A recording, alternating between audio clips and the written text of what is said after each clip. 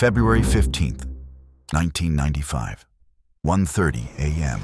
In a quiet apartment complex in Raleigh, North Carolina, federal agents move through the dark, closing in on a man who has lived for years like a ghost inside the network.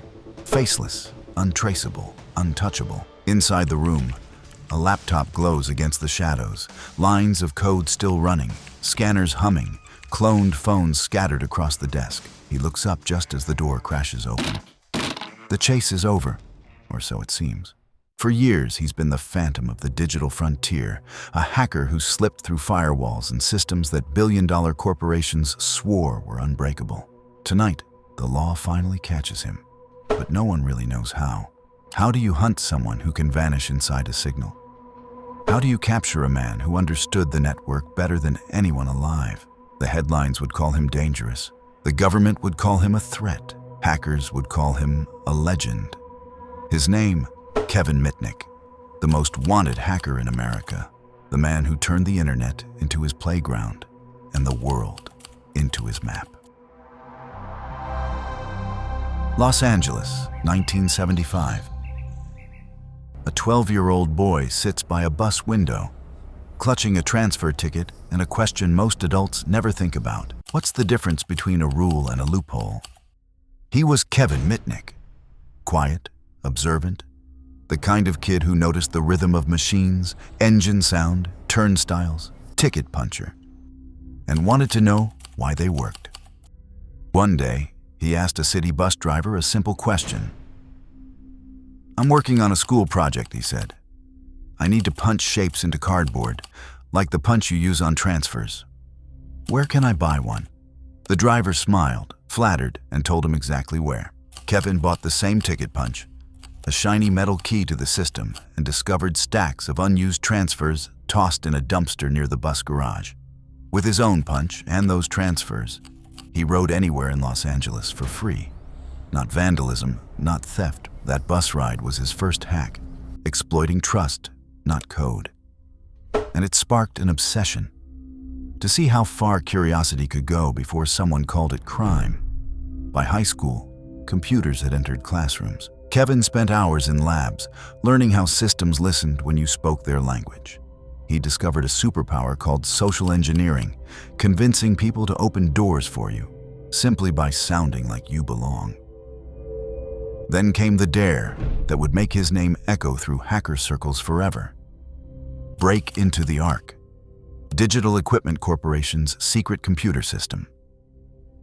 The year was 1979. Kevin found the system administrator's number, called him in calm voice and confident tone. "This is Anton Chernoff from DEC," he said. "I can't log in. Could you make me a temporary account?" The admin obliged. A new account appeared, access granted. He had done it inside the Ark.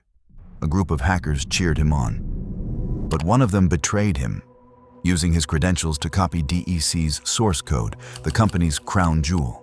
Then came the twist. The same hackers called DEC's security hotline to report Kevin's hack, turning him in for the very exploit they'd copied. Headlines exploded. Teen hacker breaches digital equipment. Dick claimed $4 million in damage. The truth? The actual cost of fixing the holes was about $160,000. For the system, he was a criminal. For the underground, a legend. And for Kevin Mitnick, it was only the beginning. He was brilliant, he was reckless, and that mixture would make him unforgettable. But curiosity doesn't fade after a courtroom. When he came back, phone networks ruled the world, and he knew exactly how to bend them. 1981. He's 17. Kevin Mitnick is no longer a prankster. He's a student with a mission: crack the phone network. The target, Cosmos, the computer system for mainframe operations that ran Pacific Bell's switching exchange in Los Angeles. He and a friend call it a dare. They find the system admin's number. He hijacked the phone line, spoofed his identity, and social engineered his way in again. Then they do something most people wouldn't imagine. They divert live telephone lines, silently, invisibly, routing calls where they shouldn't go. Customers on those lines hear odd echoes. Operators scratch their heads. Calls drop. No one knows why, except the hacker with the schematic. Mitnick didn't just reroute calls. He pulled records, billing sheets, passwords, gateway combinations, even system manuals. He walked out with a map of how the network thought. And that map was powerful. He used that map to bend the network for his own benefit. Lines were routed, access was disguised. He moved like a ghost inside infrastructure built by giants. This was more than teenage mischief. This was a skill set that made telecom engineers nervous and would later make federal agents sit up straight. 2 years later, 1983, Kevin pushes further. He gains access to ARPANET, the ancestor of the internet, using a university machine. He touches the network that links universities, research labs, even the Pentagon. He doesn't spray and pray. He probes. He escalates privileges. For a moment, long enough to matter. He can see systems inside the Department of Defense. He later said he wasn't stealing secrets for profit. He was hungry for the test. Could he get in? The answer was yes. He'd reached one of the most guarded networks on Earth. But access leaves traces. A vigilant sysadmin notices anomalies, files the alarm, and the university investigators close in. Kevin is arrested on campus. The thrill ends in a concrete moment. Handcuffs in fluorescent light. The sentence, 6 months in a young adult detention program. A short, cold lesson, and another label stitched into his record. Not just a curious kid, a repeat offender. He gets out. The world keeps moving. Networks scale, voicemail systems roll out. Switching centers grow more complex. The playground for a talented mind just got bigger. Mitnick evolves too. It's not just Cosmos-level access anymore. He learns voicemail architectures, default admin credentials, and the tiny human errors that let someone slip inside. He uses social engineering to bypass passwords. He uses phreaking again to manipulate telephone signaling. He uses cloned cell IDs to mask his trail. He's linked to probes of major firms, Motorola, Sun Microsystems, Nokia, systems that hold proprietary code and telecom secrets. Investigators later say he siphoned valuable intellectual property. The pattern is clear. He's moved from curiosity to systematic intrusion. One of the flashpoints is Pacific Bell voicemail. A system meant to record messages becomes a vector for access. Default passwords, careless admins, voicemails that reveal secrets. Each voicemail server is another unlocked door. The more he takes, the louder the alarms. Telecoms and corporations start tallying anomalies. Lawyers whisper about liability. Engineers review logs and find patterns that point back to one cunning operator. In the face of mounting indictments, Kevin does what he's learned to do best: vanish. He doesn't plead, he doesn't cooperate.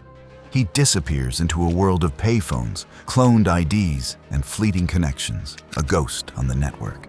For 2.5 years, he lives like a phantom, sleeping in motels, switching phones, using prepaid cards, joining bulletin boards under aliases.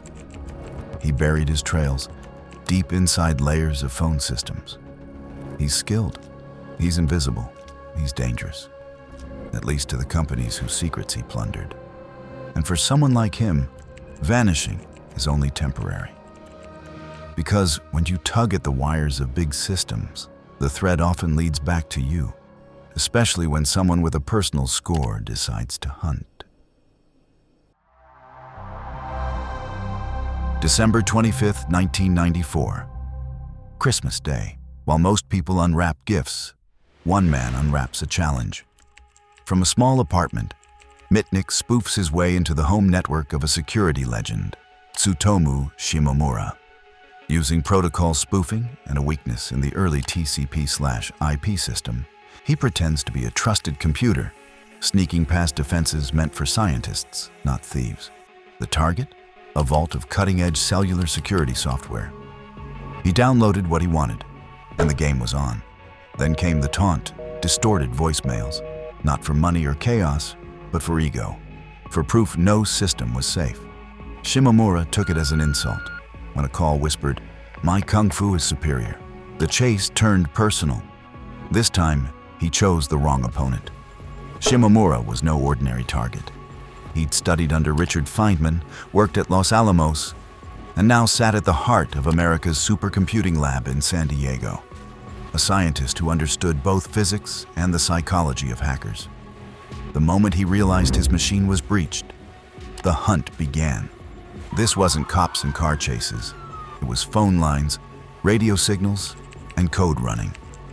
January 1995, Shimomura finds a copy of his stolen software on a San Francisco server called The Well. From there, he follows a trail through dozens of networks, breadcrumbs of phone signals and IP logs, each one closer to the ghost known as Mitnick. Mitnick had switched to cellular networks to stay invisible, cloned phones, fake IDs, rotating numbers. Each connection was meant to erase him, but in reality, each left a tiny trace. And Shimomura had the FBI listening. February 15th, 1995. Raleigh, North Carolina, a quiet apartment complex lit by one flickering lamp. The FBI moves in. Weeks of digital triangulation lead to this single doorway. Inside, hundreds of cloned cell phone codes, scanners, laptops, and stacks of notes. A mobile hacker's command center. The ghost was real, and his name was Kevin Mitnick. For some, it was justice served. For others, it was the start of a controversy that would define what it meant to be a hacker. Curiosity had met consequence, and the age of the digital outlaw was born. 1995. Kevin Mitnick is in custody. The courtroom becomes the next battlefield. Wire fraud, unauthorized access, interception of communications. Every charge a line of code in the prosecutor's digital ledger. The media feeds the frenzy. Headlines grow like viruses. Hacker escapes the FBI. Digital outlaw threatens corporations. Fear escalates into myth. The government claims massive financial damage, millions allegedly lost. Defense counters. Mitnick copied software, probed systems, but actual harm unclear. This was no longer just a trial. It was a clash of cultures, hacker versus law, code versus control. 1999, he pleads guilty. By sentencing, he's already served over 4 years in custody. 5 years in total, much in virtual isolation. Why the harsh treatment? Officials claimed he remained a threat, capable of hacking phones, networks, even from a prison payphone. Some imagined him initiating a nuclear attack through mere digital wizardry. Civil libertarians, hackers, and tech experts cried foul. Was Mitnick being punished for fear, not facts? The case highlighted how quickly society struggled to understand hacking as both skill and threat. Pop culture intervenes. The movie tracked down. The legend inflates. Mitnick's name became shorthand for a digital outlaw, a myth beyond the man. For some, he was a criminal. For others, a symbol. A warning that human ingenuity could bend systems in unexpected ways. Year 2000. Kevin Mitnick walks out of prison a changed man. He trades illicit hacks for white hat skills. He writes books. He builds Mitnick Security Consulting. His mission? Show corporations and governments how to defend against social engineering, the tricks he once wielded for thrill. Teaching theory, teaching practice. A hacker becomes a mentor. Some still doubted. Could the digital outlaw truly reform? Could someone who once breached 40 major corporations now be trusted by Fortune 500 firms? In 2011, Ghost in the Wires is published. A first-person confession and manifesto. Vivid, defiant, self-aware. It reframes legend into human story. Through lectures, consulting, and mentorship, Mitnick becomes an ambassador between two worlds once at war, hacker and corporate, curiosity and law, myth and reality. 2023. Mitnick passes from pancreatic cancer. The hacker who inspired fear and fascination leaves a complex legacy, teaching us that systems are only as secure as humans who use them, and that stories can magnify myths. So what do we take from his life? Threat or teacher? Villain or visionary? Or both? A mirror reflecting our fears about technology and our need for heroes and villains in a messy digital age. If you made it this far, you've just seen the rise, fall, and rebirth of one of the most infamous hackers in history. Drop a comment. Was Kevin Mitnick a criminal genius or a misunderstood pioneer? And if you love stories where tech and human psychology collide, hit subscribe. This is just the beginning.